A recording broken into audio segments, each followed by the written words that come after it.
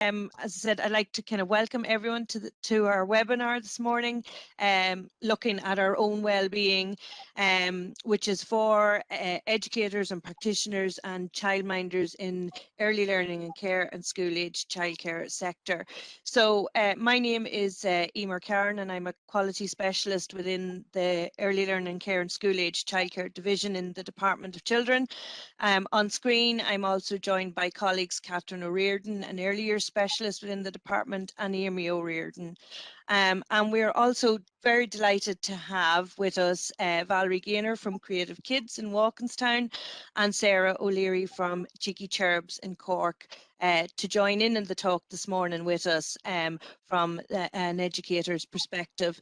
And finally, to welcome Sheila O'Malley, who is one of Ireland's leading professional trainers and public speakers in the area of well-being in the workplace, and is also a renowned parenting coach. So you're very welcome, Sheila.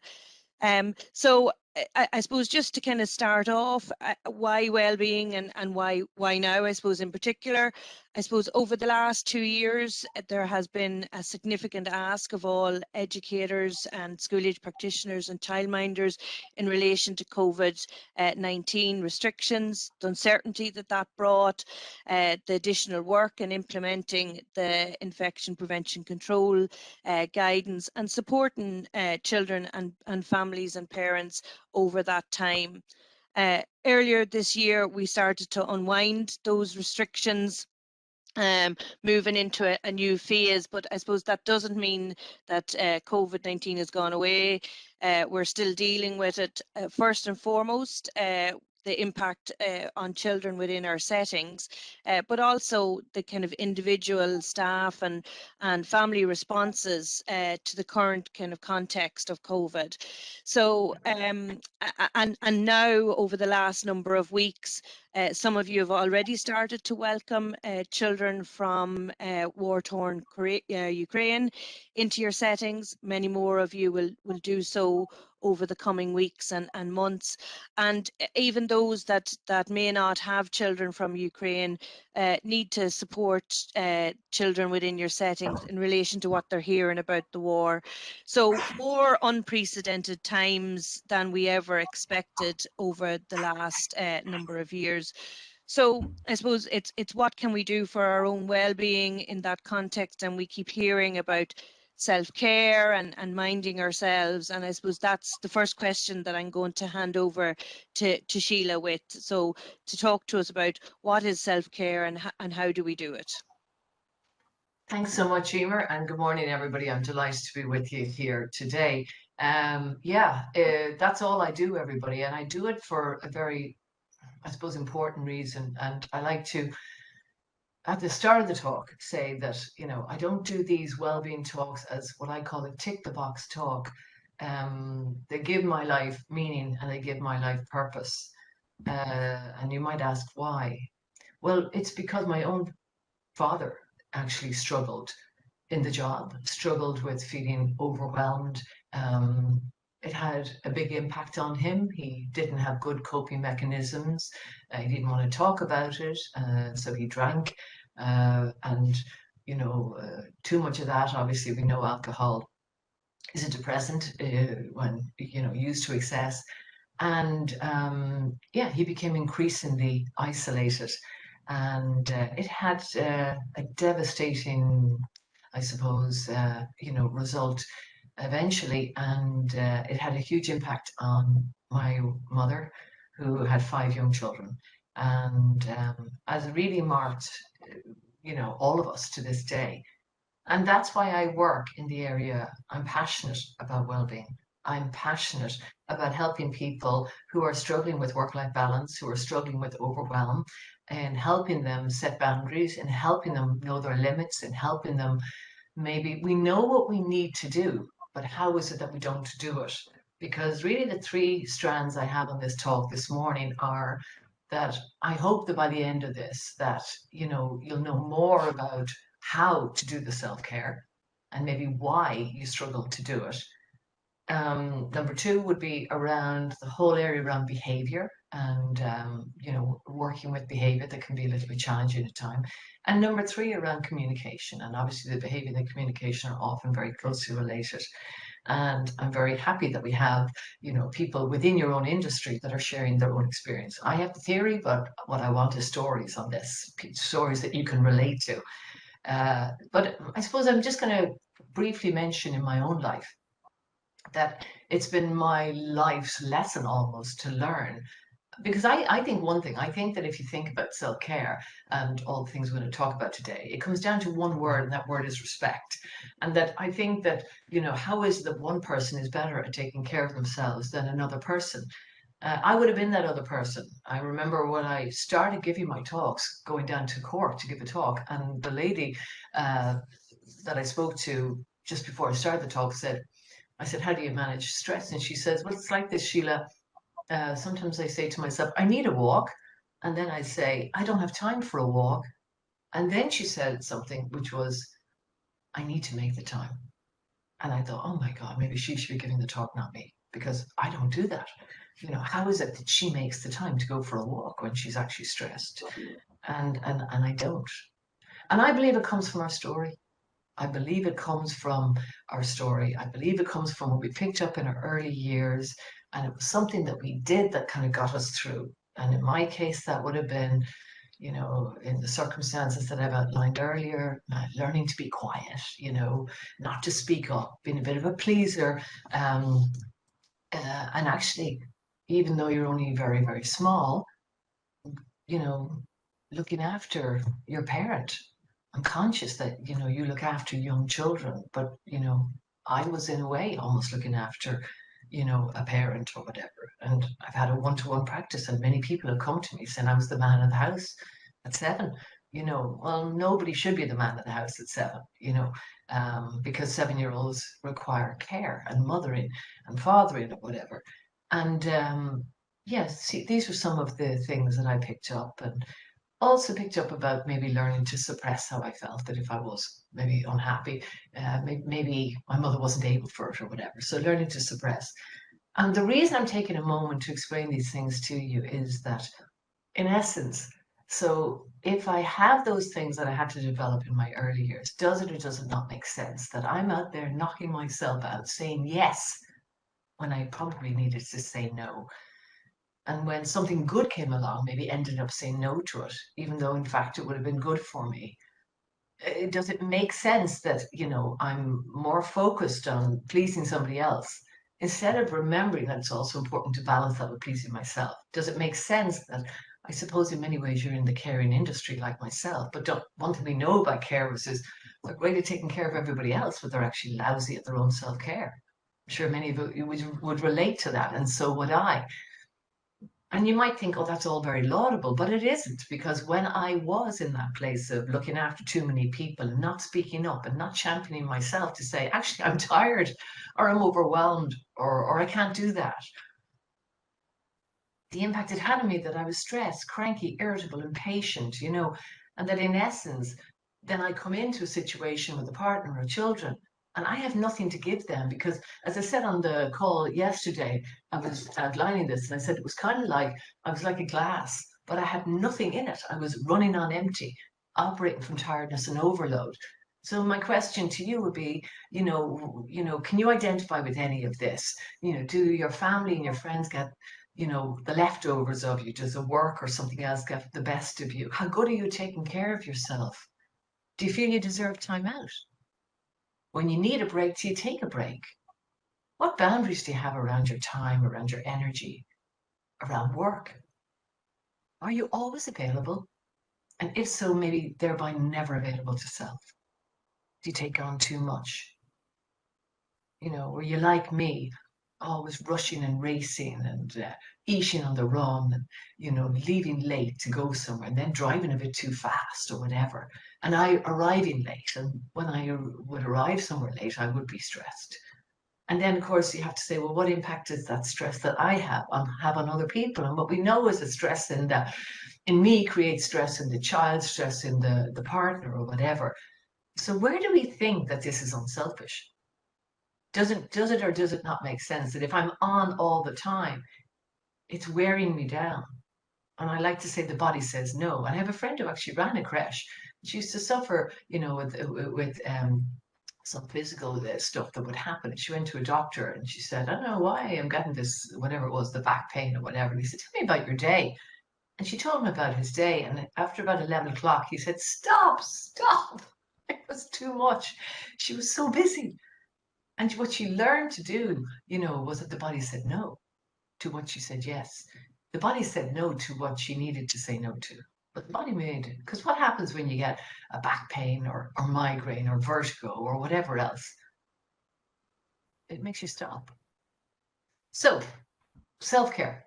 We want to look at self-care, and what we want to look at is a little bit deeper. And how is it, that we know what to do, but we don't know how to do it? And certainly my learning was that at some point, I want to bring in Valerie in a moment, but I just want to say, I want to finish up my story on this to say that at some point along the line, I kind of tuned into what was it like to be 6 years of age, with all that stuff going on and losing a parent and having another parent who, through no fault of her own, was overwhelmed. And what was it like? I felt very, very sad and sorry for her. And I said, you didn't deserve that. You deserve to have somebody taking care of you. You deserve to be able to speak up. You deserve to have a bit more time. You deserve to have had a bit more attention. And I made a promise then and there to say, but I'm going to kind of reparent you almost. I'm going to take care of you. I'm going to look after you in the way that, you need it. So I pose that question and say, not one of us had perfect parents, and there's no blame here to any parent because every parent does their best. I know you have, and I know I did, and I know my parents did as well. But sometimes there's a lot going on, and parents can be overwhelmed. But in essence, what I'm saying is, what was it that you needed a little more of that you now need to offer self? For me, it was a little more time, a little more care, a little more attention. So I started little by little by just actually, if I had to go somewhere, saying that's 30 minutes away and say, I'll leave 40. I started, to prioritize rest so that if I was tired, I would actually put her to bed, was the way I used to think about it. And why would I say that this would be a good thing that I start to learn to love myself a little more? Because otherwise I'm turning to her and I'm still saying, I still have no time for you. And is that what we're saying? Is that what we're always saying? I still have no time. Or maybe the challenge here today is to say, no, I have time for you and we're going to have a bit of fun and I'm going to be there for everybody, but I'll also be there for you. So without further ado, Valerie and I had a quick chat this morning and I posed Valerie the question. I said, we're going to talk about self-care, Valerie. And, I asked her the question and said, how did you go from not taking care of yourself to now doing it? Just one word, Sheila, cancer. I was diagnosed with cancer 7 years ago. So my body said no, and I had no choice. I had to stop. I actually had to stop in my tracks, which meant I was out of action for a full year. And, we read all about it all the time. Like, one of the biggest causes of cancer is stress, and it's actually not listening to your body. And, without getting into the science of cancer, many are preventable. But stress was a huge factor in me not slowing down and having to keep going all of the time. And I mean, I was never achieving anything more than I am now. So I don't know what I was doing, to be honest with you. Do you know what I mean? Like, I was just, I don't know.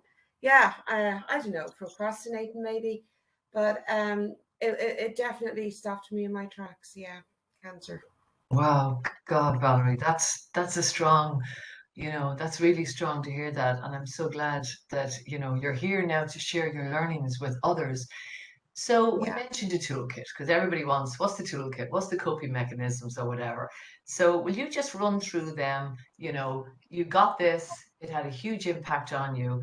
What was it that you learned to do that maybe you hadn't done before?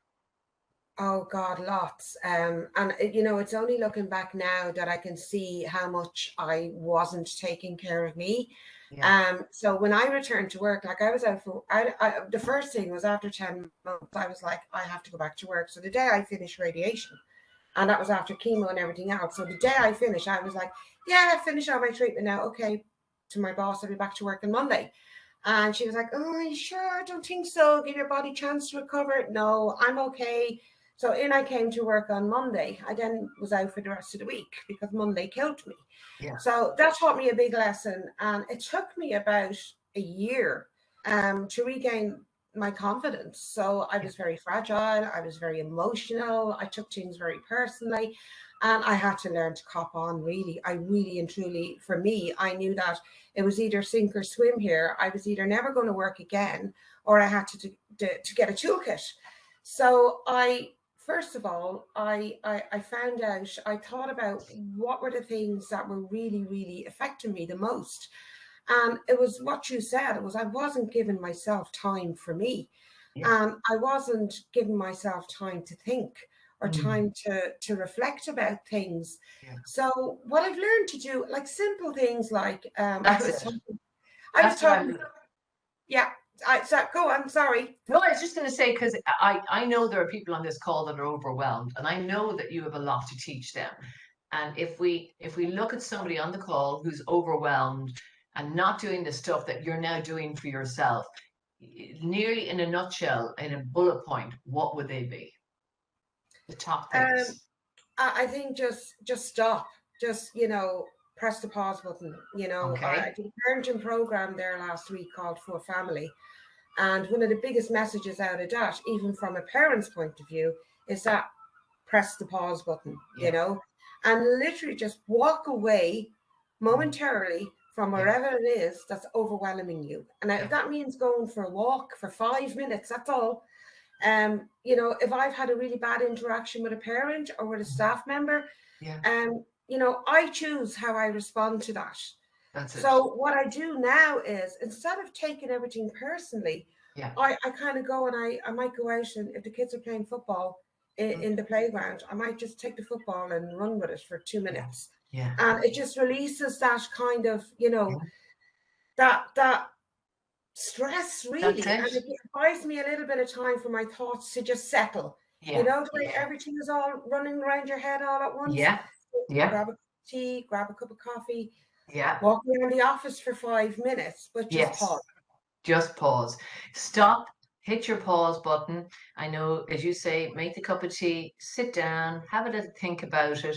And sometimes if it's a bit overwhelming, I know, I find it helpful to just, in the short term, just do something else to distract yourself, because women in particular are we tend to ruminate, and ruminate is when we do this hover thinking, and we're going over and over and over something, and actually it's the road into depression, and it's something that men don't do. And we need to not do less of it. So when you find yourself going over and over a situation, you need to actually distract yourself.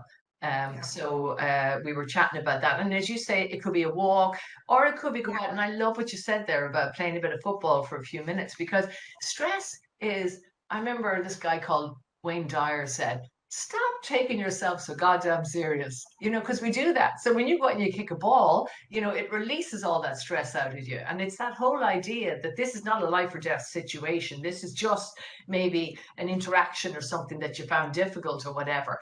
And I know you also mentioned a tip you had for if you live close to where you work, something that you do.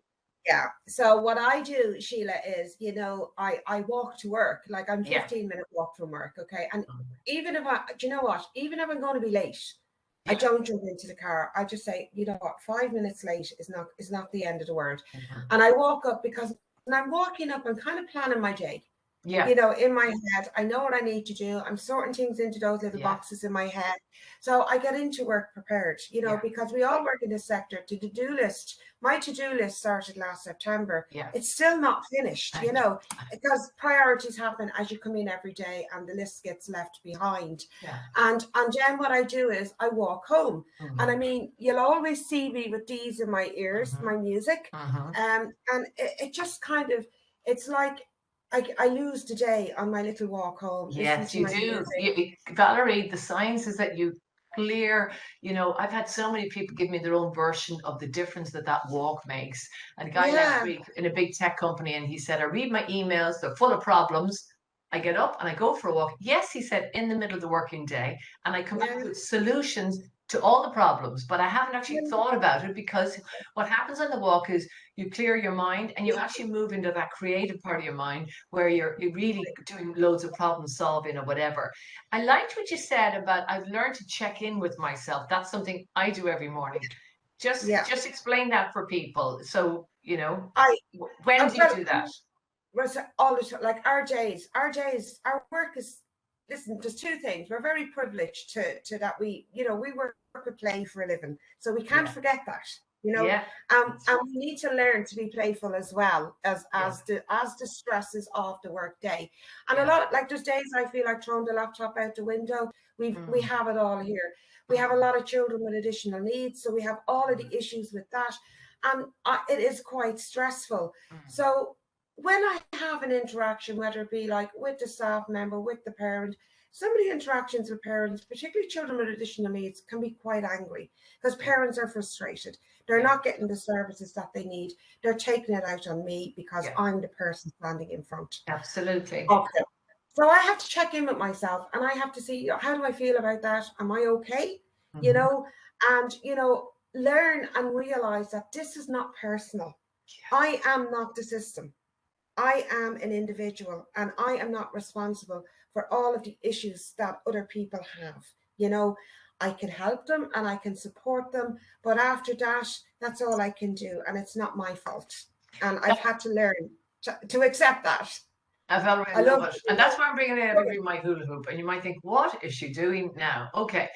I can't tell you how important this hula hoop is, everybody. And if I was in front of you, it'd be on the floor and I'd be standing in it, but I can't actually do that. So I have to kind of do it this way, which looks really weird. The hula hoop is something, I'll tell you what the hula hoop is. In terms of Valerie's story, the hula hoop is a line that Valerie draws around her worth and her dignity and around threats to her well-being.